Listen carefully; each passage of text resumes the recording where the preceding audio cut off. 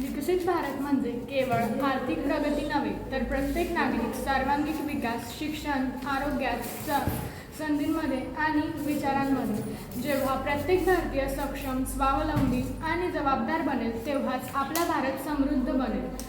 आज आम्ही प्राचार्य भाईसाहेब गहू महाजन न्यू हायस्कूलचे विद्यार्थी विकसित भारत बिल्डेथॉन 2025 अंतर्गत समृद्ध भारत कसा असावा हे एका छोट्याशा नाटिकेमधून.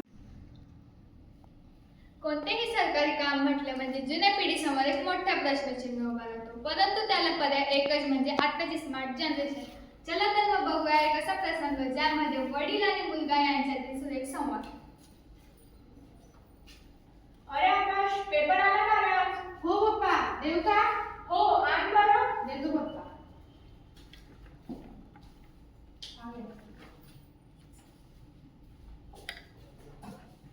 पुढच्या महिन्यापासून लाईट बिलचे दर वाढणार. अरे बापरे. अरे आकाश, ऐक ना. हा बोला पप्पा. अरे बाबा, 2 दिवसांपासून सांगत आहे ते लाईट बिल भरून येशील MSCB मध्ये जाऊन, पण तुला तर अजिबात वेळ नाही असं दिसते. MSCB मध्ये कोण जातो पप्पा? अहो पप्पा, लाईट बिल भरण्यासाठी MSCB मध्येच जायला पाहिजे असे काही आहे का?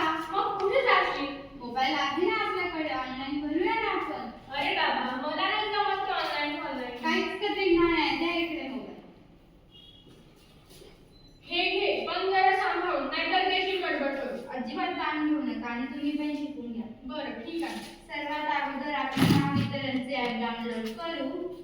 हे झाले डाउनलोड, हे झाले इन्स्टॉल.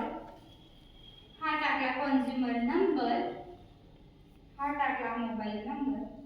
हे झाले पप्पा. अरे एवढं? नाहीतर काय हो, किती आहे लाईट बिल? फक्त 750 रुपये ना.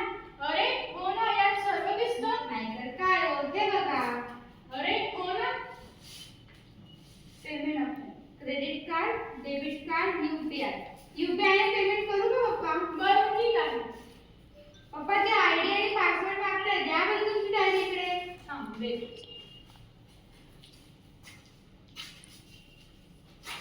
हे घे आणि बघ. हे टाकली आयडी, हा टाकला पासवर्ड.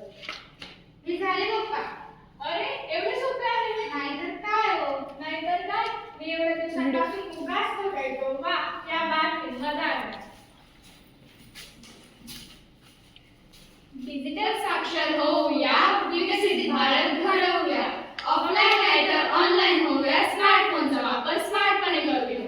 तर मग बघितलं आपण 21व्या शतकातील नव्या भारताची नवी पिढी. कधी काळी कोणतेही सरकारी काम असो किंवा कार्यालयीन काम रांगा लावण्याशिवाय पर्यायच नव्हता.